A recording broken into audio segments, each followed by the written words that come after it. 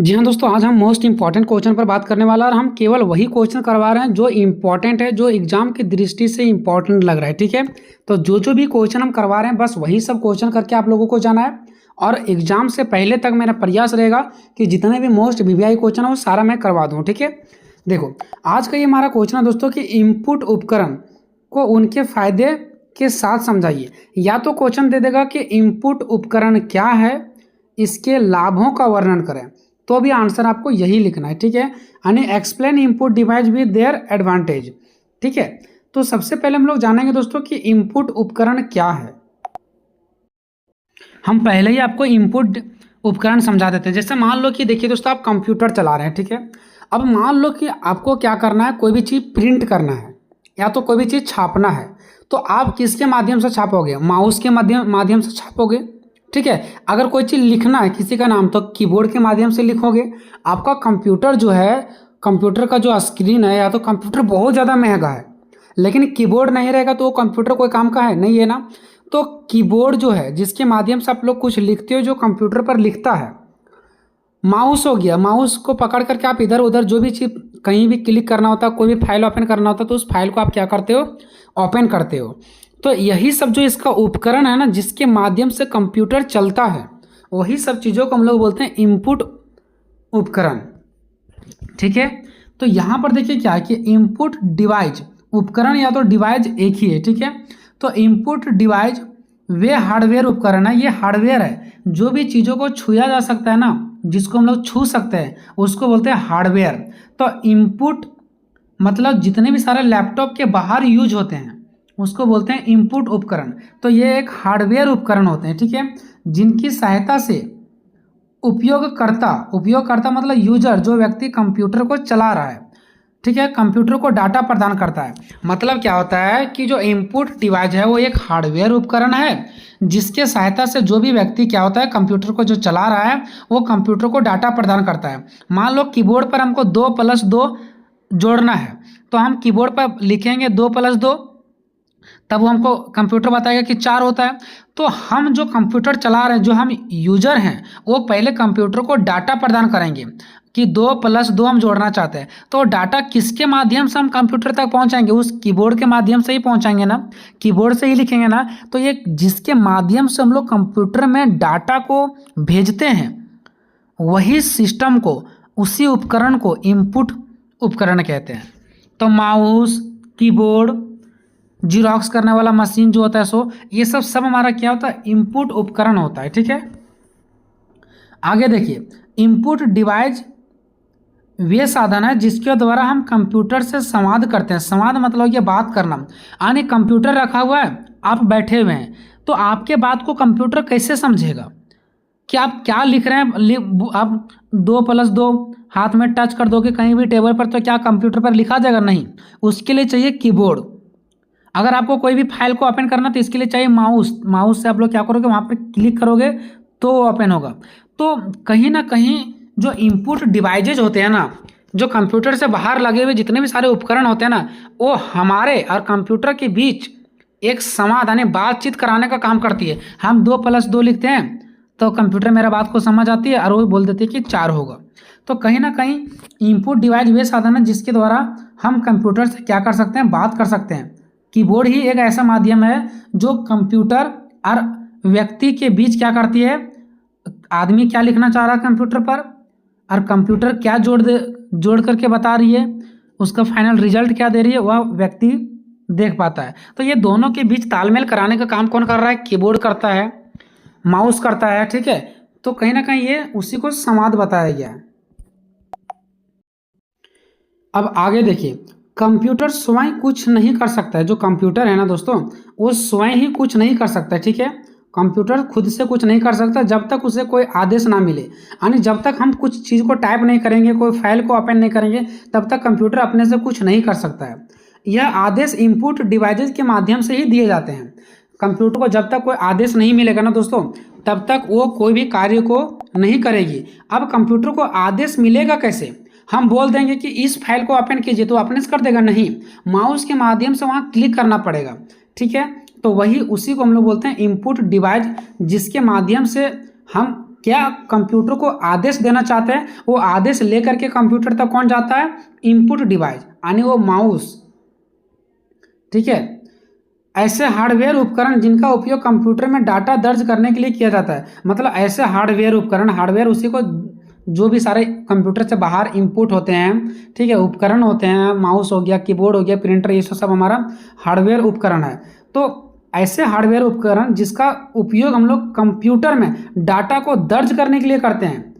ठीक है, डाटा को दर्ज करने के लिए हम क्या प्रिंट करना चाह रहे हैं, कौन सा फाइल को ओपन करना चाह रहे हैं, तो माउस के माध्यम से, कीबोर्ड के माध्यम से हम लोग डाटा को क्या करते हैं, दर्ज करते हैं। तो उसी डिवाइस को जिसके माध्यम से कंप्यूटर में डाटा अपलोड हो रहा है, इसी को बोलते हैं इनपुट डिवाइस कहते हैं उसको।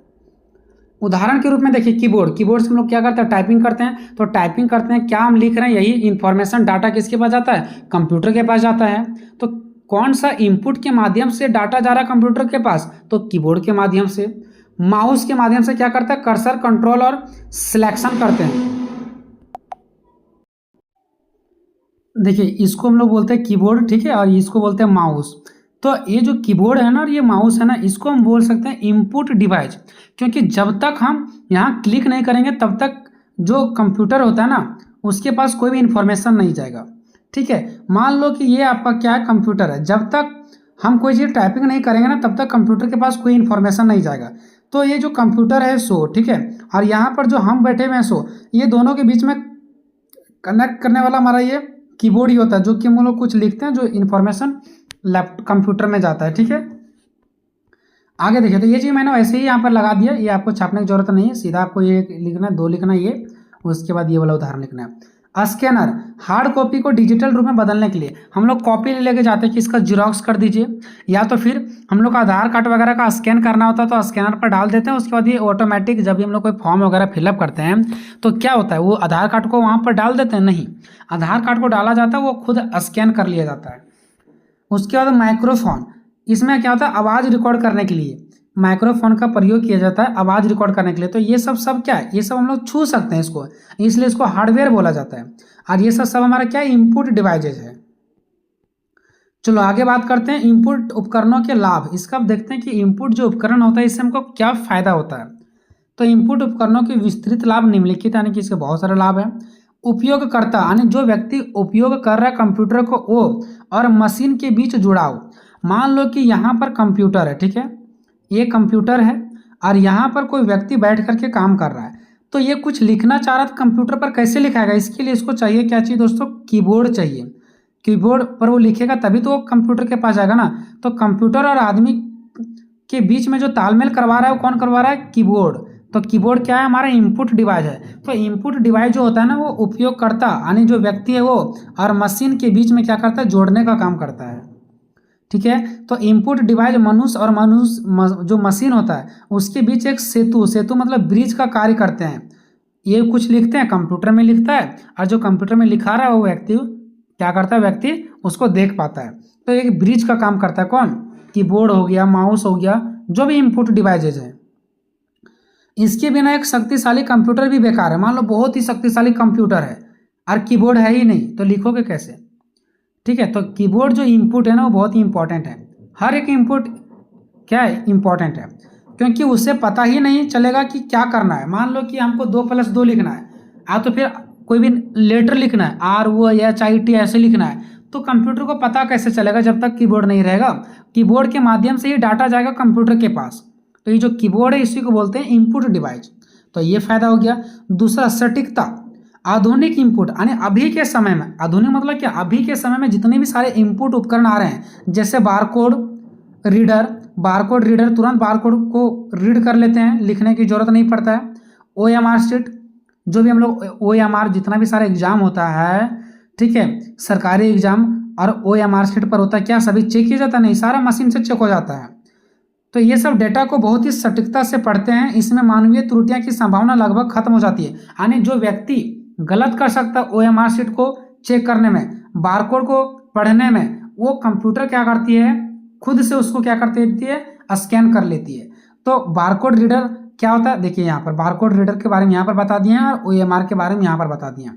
बारकोड रीडर क्या होता है? शॉपिंग मॉल में उत्पादन की कीमत और विवरण दर्ज करने के लिए इसका उपयोग होता है। इससे टाइपिंग की गलती नहीं होती है। आप लोग मॉल में गए होंगे, कोई कपड़ा लिए होंगे, फटाक से वो लोग क्या करते हैं, स्कैन करते हैं, तो उसका उसी को बोलते हैं बारकोड रीडर। तो जो उसके हाथ में रहता है ना स्कैनर करने वाला, वो भी एक इनपुट डिवाइस है जो तुरंत कपड़ा को ऊपर जो बारकोड रहता है ना उसको क्या कर लेता है, स्कैन कर लेता है, बता देते हैं कि ये कितना पैसा में मिल रहा है। ठीक है, अब उसको क्या होता है, वो सारा चीज़ ऑटोमेटिक कंप्यूटर में सेव हो जाता है। नहीं तो उन लोग को लिखना पड़ता कि ये फलना व्यक्ति ये जीन्स लेकर के गया, ठीक है, इसका नाम ये था और इसका प्राइस ये था, इतना लिखना पड़ता, लेकिन ये लिखने से बच जाता है व्यक्ति। तो वो जो उसके हाथ में रहता है जो तुरंत इसको रीड कर लेता है ना, उसको बोलते हैं बारकोड रीडर।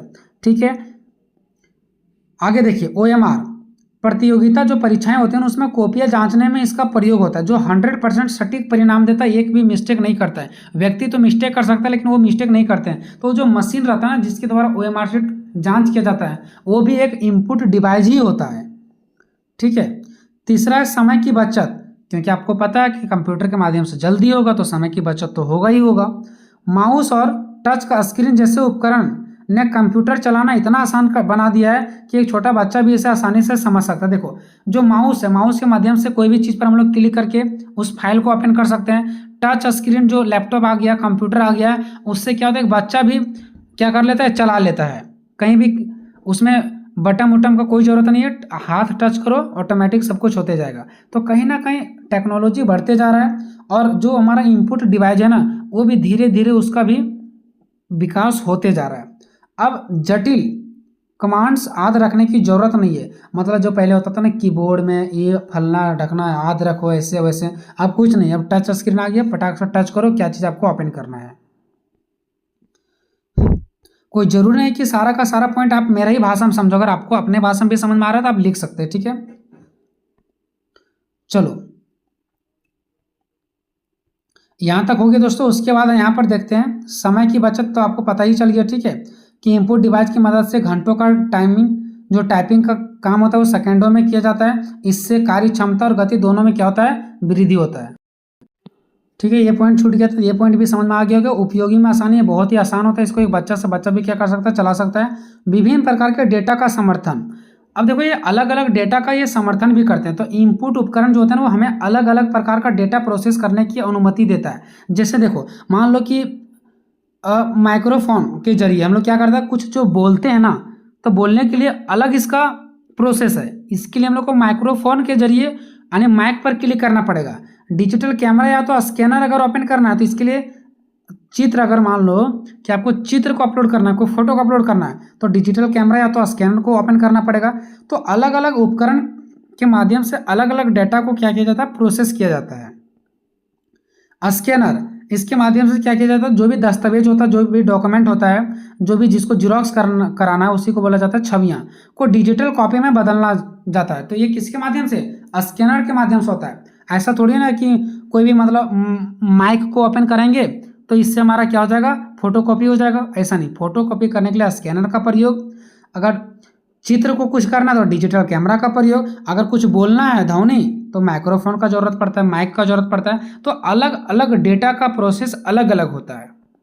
दिव्यांगों के लिए वरदान, जो व्यक्ति आंखों से नहीं देख सकता है उसके लिए भी आजकल के समय में ऐसे ऐसे इनपुट आ गया है जो व्यक्ति का जो हाव भाव है उसका आंखों के हाव भाव से वो पकड़ लेगा कि वो क्या कहना चाह रहा है। ठीक है, तो विशेष रूप से डिजाइन किए गए इनपुट उपकरण दिव्यांग व्यक्ति के लिए कंप्यूटर का उपयोग संभव बनाते हैं। देखो दिव्यांग व्यक्ति जो नहीं देख सकते हैं उसके लिए भी संभव है कि वो कंप्यूटर चला सकते हैं। ऐसे ऐसे इनपुट डिवाइसेज आ गए हैं।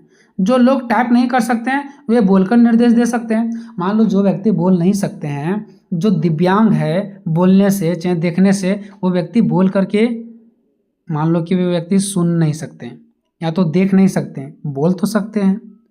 मान लो कि वो लिख नहीं सकते हैं, जब वो देख ही नहीं पा रहे हैं तो लिखेंगे कहाँ से, तो वो व्यक्ति बोल करके क्या कर सकते हैं, अपने चीज़ों को लिख सकते हैं। तो बोलने वाला डिवाइस है तभी तो माइक पर क्लिक करेंगे वो बोल देंगे, लिखा जाएगा सारा।